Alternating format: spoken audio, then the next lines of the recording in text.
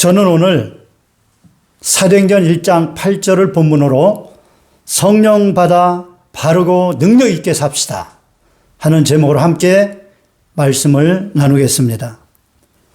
사도행전 1장 8절입니다. 오직 성령이 너희에게 임하시면 너희가 권능을 받고 예루살렘과 온 유대와 사마리아와 땅끝까지 이르러 내 증인이 되리라 하시니라. 아멘. 오늘날 기독교가 개독교라는 모욕을 당하고 있습니다. 이것은 우리가 신앙생활을 바르고 능력 있게 하지 못하기 때문에 당하는 모욕입니다. 결국은 하나님께서 이 모욕을 당하시는데 이 모든 모욕은 모욕하는 사람의 잘못도 있지만 우리가 하나님의 능력과 하나님의 역사를 주관하심을 정말 믿고 그 하나님을 세상에 드러내지 못하기 때문에 당하는 모욕입니다. 사울왕 시절에 블레셋이 쳐들어와서 엘라 골짜기를 사이에 두고 블레셋과 이스라엘이 대결하고 있었습니다. 그때 블레셋의 장수 골리앗이 이스라엘 군대를 모욕하면서 말했습니다. 내가 이스라엘 군대를 모욕했으니 누구 싸울 사람이 있으면 나와 싸우자. 그렇게 고함을 치며 고래고래 소리를 질렀습니다. 그러나 어느 누구도 감히 골리앗과 싸울 생각을 못하고 골리앗이 소리를 지를 때마다 두려워하며 도망가기 바빴습니다. 그런 중에 아버지의 심부름으로 홍안의 소년 다윗이 그 현장에 나타났습니다. 근데 마침 그때 골리앗이 나와서 이스라엘 군대를 모욕하면서 소리 지르는 것을 다윗이 듣고는 분노해서 말했습니다. 이 할례받지 않은 블레셋 사람이 누구이기에 살아계시는 하나님의 군대를 모욕하겠느냐. 그리고는 안내를 받아서 사울왕에게 가서 자기가 골리앗과 싸우겠다고 합니다. 그러나 사울왕이 만류를 합니다. 싸움에 능한 용사들도 어느 누구 하나 싸우려고 하지 않는데 어린 소년 다윗을 보낼 수는 없는 노릇이었습니다.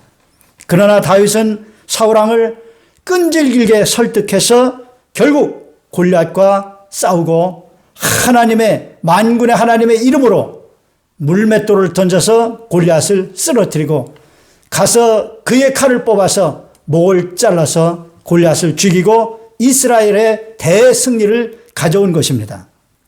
여러분, 사울왕을 비롯해서 모든 이스라엘 군대들은 다 하나님을 믿는 사람들이었습니다. 그런데 어느 누구도 하나님의 이름이 모욕을 당하는데도 골리앗을 죽일 생각을 못하고 있었습니다. 여러분, 이것이 바른 신앙생활이라고 생각하십니까?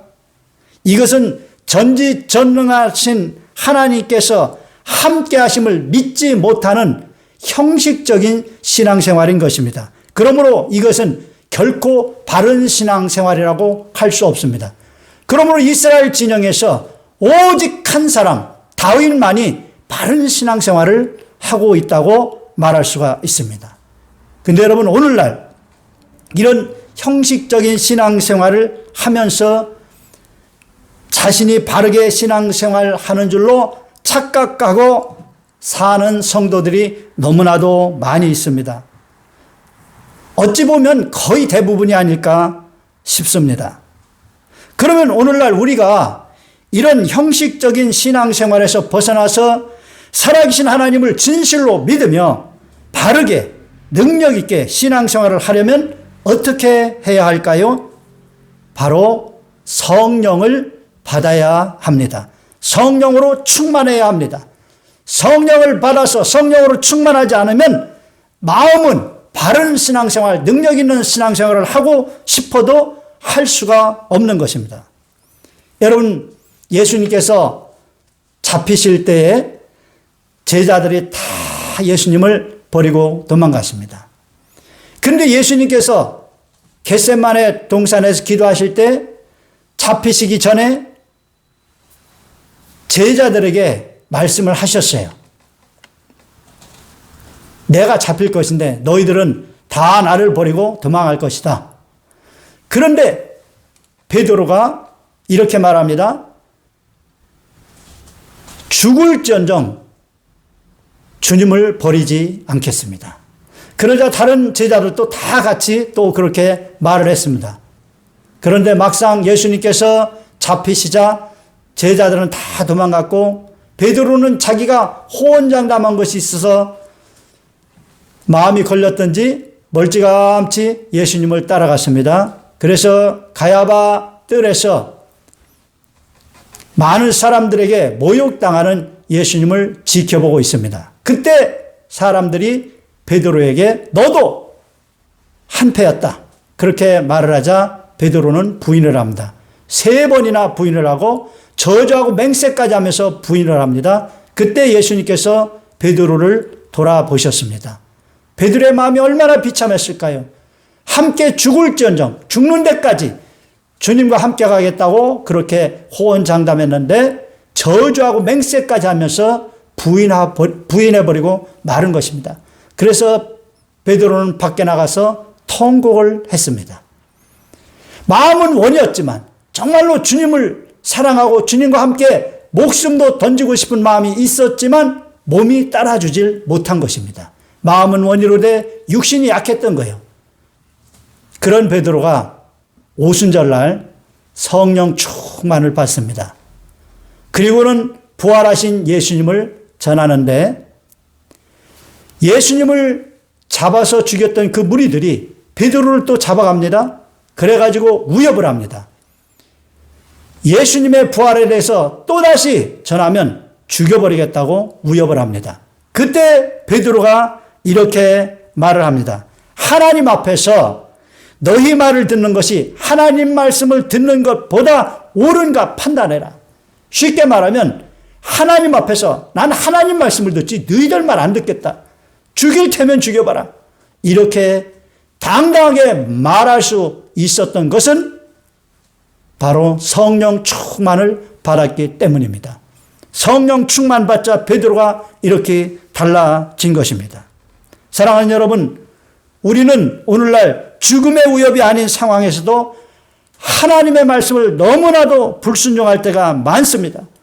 그래서 세상 사람들이 바라볼 때 바르지 못하고 오히려 예수 믿는 사람들이 왜 저 모양 저 꼴이냐.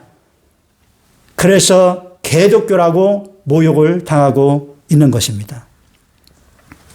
베드로를 비롯한 초대교회 성도들은 죽음의 위협 속에서도 조금 더 두려워하지 않고 담대히 복음을 전했고 하나님 말씀에 순종하면서 살았습니다.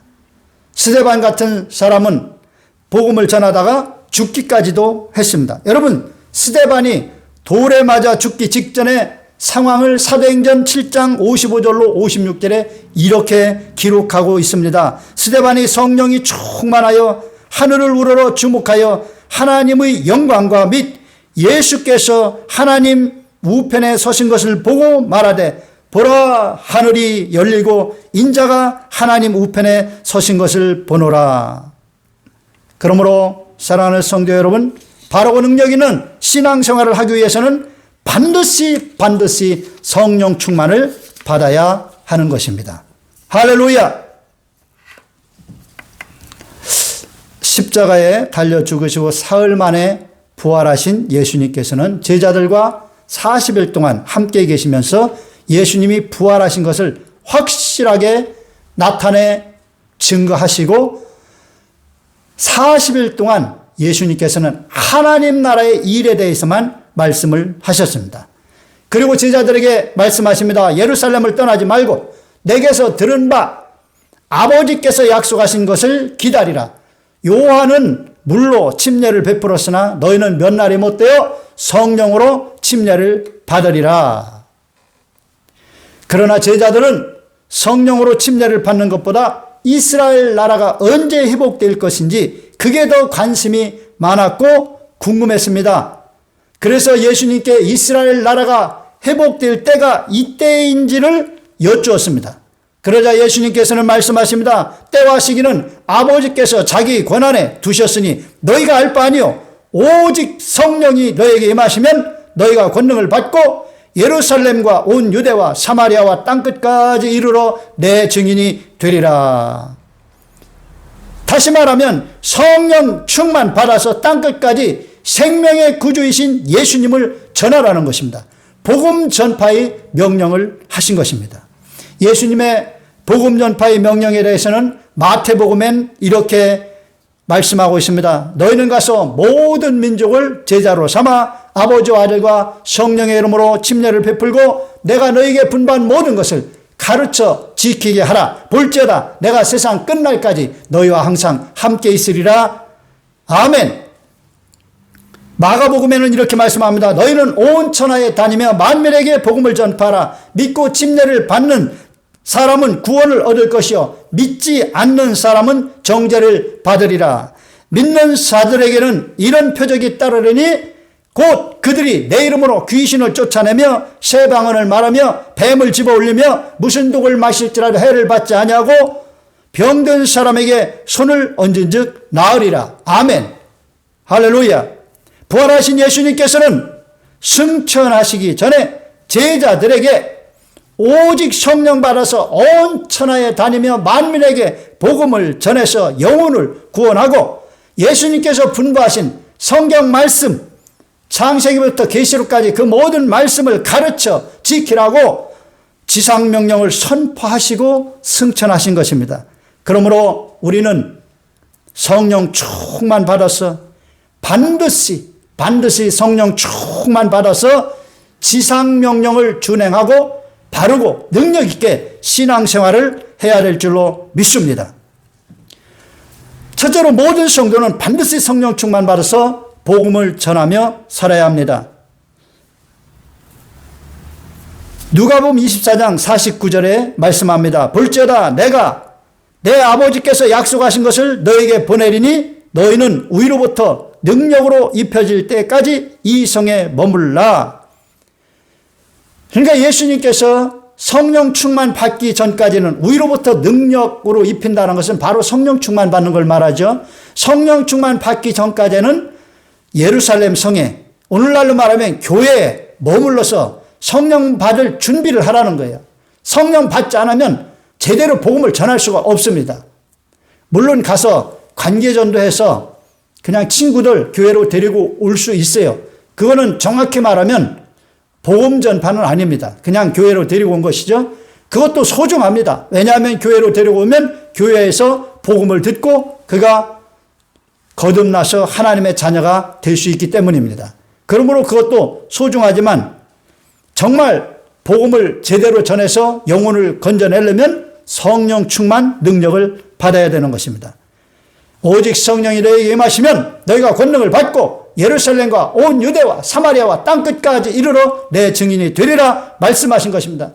주님께서는 먼저 능력 받고 성령 충만 받고 예루살렘에서부터 시작해서 땅끝까지 복음을 전하라고 말씀하신 거예요. 두 번째로 이 복음을 어떻게 전할까요? 복음은 가까운 데서부터 먼 곳으로 확장해 나가는 것이 효과적입니다. 그래서 예루살렘에서 시작해서 온 유대와 사마리아와 땅끝까지 복음을 전해 나가는 것입니다. 예루살렘은 오늘날로 말하면 자기 가정과 이웃, 내가 접촉하면서 살고 있는 지역이라고 말할 수가 있습니다. 온 유대는 자기가 살고 있는 문화권, 정치, 경제, 문화, 교육 이런 것들이 공유되고 있는 그런 국가 안, 한 국가 안의 범위라고 말할 수가 있습니다. 그럼 사마리아는 어디냐? 사마리아는 원래 같은 이스라엘 사람인데 유대인들이 그들은 이방인들과 피를 섞었다고 해서 함께 하기를 꺼려해서 격리되어서 살고 있던 그런 족속들입니다. 그래서 같은 이스라엘 사람이지만 이스라엘 사람에게서 이렇게 좀 꺼려서 격리되어 있던 사람이에요. 그럼 오늘날로 말하면 유치장에 가 있는 사람이라든지 아니면은 사람들이 접촉하기 좀 곤란한 그런 뭐 집장촌이라든지 그런 곳에 있는 사람들, 그런 사람들이라고 말할 수 있죠. 그러니까 그런 사람들에게도 가서 복음을 전해야 되는 거예요. 그리고 땅끝은 이제 자신이 살고 있는 국가를 떠나서 다른 나라에 가서 복음을 전하는 것이라고 볼 수가 있습니다. 이렇게 예수님께서 예루살렘에서부터 땅끝까지 이렇게 점차적으로 확장해 나가면서 복음을 전하고 말씀하신 것이 이것이 훨씬 효과적이기 때문에 그렇게 말씀하신 것입니다. 그러니까 복음을 전할 때 공략하기 쉬운 곳부터 공략해서 복음을 전하여 그 영혼을 건져내면 하나님 나라가 그만큼 확장되는 것입니다. 그러면 그 확장된 하나님 나라에 또 더 열심히 기도하고 말씀 공부해서 능력 받아가지고 또 같이 확장시켜 나가고 더 확장시켜 나가고 이렇게 하는 것이 효과적이기 때문에 우리 예수님께서 이렇게 명령하신 줄로 믿습니다. 자, 그러면 세 번째로 성령 충만받아 복음을 전하며 산 사람들, 즉 지상명령을 수행한 사람들을 살펴보겠습니다. 오순절날 강력한 성령의 충만함을 받은 사건이 일어났죠.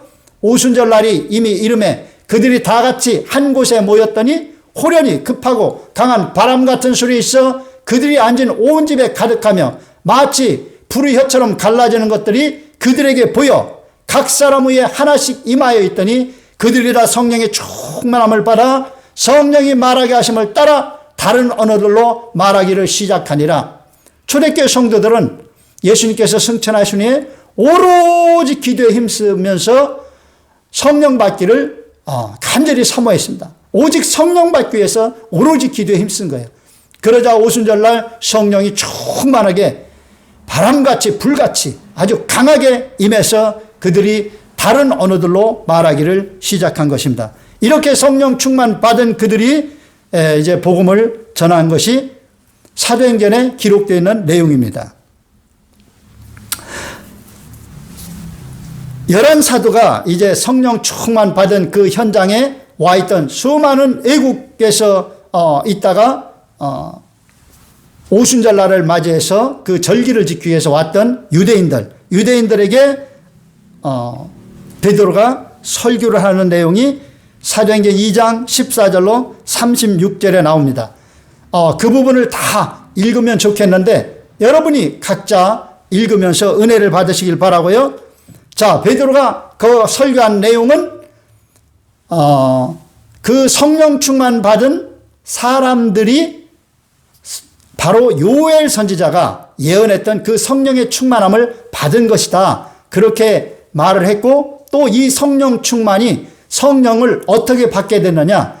예수님께서 그들이 너희가 죽인 예수님께서 승천하시고 하나님께 성령을 받아서 보내주셨다고 그렇게 말씀하십니다. 설교를 한 것입니다. 자, 그러면서 예수님을 찔러 죽인 너희들, 그러나 예수님은 부활하셔서 승천하셔서 이렇게 성령을 보내주셨다고, 그분이 바로 우리의 구주가 되신다고 그렇게 설교를 했습니다. 그러자 이 설교에 대해서 거기에 왔던 사람들이 어떻게 반응했습니까? 마음이 찔렸다고 그랬습니다. 마음이 찔려서 어찌할꼬 그랬습니다. 여러분, 이 베드로의 설교 사도행전 2장 14절로부터 36절의 이 설교를 여러분이 꼭 읽으시고 읽은 다음에 여러분도 꼭 마음이 찔려서 어찌할꼬 하는 이 반응이 나타나게 되시기를 축원합니다. 이게 진짜 회개예요. 나 때문에 예수님이 저렇게 아무 죄도 없는 예수님께서 고통을 당하시고 억울하게 십자가에 매달려 죽으셨구나. 내가 바로 예수님을 죽인 장본인이구나. 그래서 마음이 찔려야 돼요. 그 어찌할꼬 이런 반응이 나와야만 중생을 할 수가 있는 것입니다. 자, 그래서 이제 어떻게 하면 좋겠냐고 그러자 이제 사도들이 특히 이제 베드로가 다시 권면을 합니다. 회개하고 각각 침례를 받아 죄 사함을 받으라. 이것은 각 사람이 할 일입니다. 그래서 이렇게 예수님을 죽인 장본이라는 것이 깨달아진 다음에 그분이 바로 나의 구주라는 게 깨달아졌은 전 다음에 회개를 하고 각각, 이건 개인입니다. 공동체로 회개하는 게 아니라 각 개인이 회개를 하고 침례를 받아야 돼요. 침례가 뭡니까? 예수 죽음, 내 죽음, 예수 부활, 내 부활. 이게 침례입니다. 그래서 예수님이 십자가에서 죽으실 때 내 죄된 옛사람이 같이 연합해서 죽고, 그 다음에 예수님께서 부활하실 때 새 사람으로 같이 그리스도 안에서 연합해서 부활하는 것. 이게 침례입니다. 그러니까 회개하고 각각 침례를 받으면 죄사함이 이루어지는 거예요. 이 죄사함 받는 것, 이것은 우리가 할 일입니다. 예, 죄사함 받는 것까지, 여기까지는 우리가 할 일이에요. 우리가 이렇게 정말 자기가 죄인인 걸 깨닫고 마음에 찔려서 회개하고 침례를 받으면 죄사함이 이루어집니다. 자, 그 다음에 이제 하나님께서는 성령을 부어주시는데, 베드로가 말합니다. 성령을 선물로 받을, 선물입니다. 선물입니다. 우리의 어떤 노력으로 받는 것이 아닙니다. 이것은 주님의 약속이므로 반드시 성취가 됩니다. 그래서 이것이 성취되기 위해서는 반드시 예수님이 나 때문에 죽으셨구나, 그래서 찔리고 회개하는 역사가 있어야 됩니다. 그래서 침례를 받고 죄사함이 이루어지면 성령은 선물로 오게 되는데, 누구에게만 이런 일이 일어나느냐? 유대인에게만 아닙니다. 여기 분명히 말씀하고 있습니다. 너희 자녀와 너희 자녀와 모든 먼 데 사람 곧 우리 주 우리 하나님께서 얼마든지 부르시는 자들에게 하신 것이라. 그러니까 약속의 범위인데, 세상 사람 중에 누구든지 하나님께서 부르시는 자들은 이런 은혜를 받을 수가 있다는 것입니다. 할렐루야. 오늘날 우리도 이 은혜를 받아서 성령을 받아 이 한국에서도 성령 충만한 사람이 되어 바르게 능력 있게 신앙생활을 할 수가 있는 것입니다. 성령은 이처럼 우리가 복음 전하기 위해서, 그래서 하나님 나라를 확장하고 지상명령을 온전히 수행하기 위해서 반드시 받아야 됩니다. 자, 다음 시간에는 성령 충만은 또 우리 삶 가운데 능력 있는 신앙생활을 하기 위해서 꼭 필요하다는 것에 대해서 함께 말씀을 나누려고 합니다. 자, 오늘은 우리가 성령 충만 받아서 정말 제대로 된 신앙생활을 하며 복음 전파의 삶을 사는 것에 대해서 말씀을 나눴습니다. 여러분, 지금까지 복음 전파를 하면서 능력 있게 신앙생활 잘 해왔나요? 그것이 안 됐다면 오늘부터 먼저 성령 충만 받으셔서 가까이 여러분 가정, 여러분 일가 친척들, 여러분 주변의 이웃들, 그들을 다 복음을 전하여 구원하고, 그 다음에 우리나라 구원하고, 또 많은 사람들이 가기 꺼려하는 그런 교도소나 저는 집장청이나 그런 데 가서도 복음을 전하고, 또 하나님의 특별한 부르심이 있으면 선교사로 땅끝까지 가서 복음을 전할 수 있는 여러분 되시기를 주님의 이름으로 축원합니다. 기도하겠습니다. 하나님 아버지, 감사합니다. 우리에게 성령 충만을 주셔서 이제부터는 하나님이 기뻐하시는 복음 전하는 삶을 살게 하여 주시옵소서. 우리에게 성령 충만 주시어서 많은 영혼들을 구원하고 그들을 하나님의 말씀으로 잘 양육해서 천국 백성 온전히 세워 다 같이 천국에 들어갈 수 있기를 원합니다. 성령으로 충만케 하여 주시옵소서. 예수님의 이름으로 기도하옵나이다. 아멘.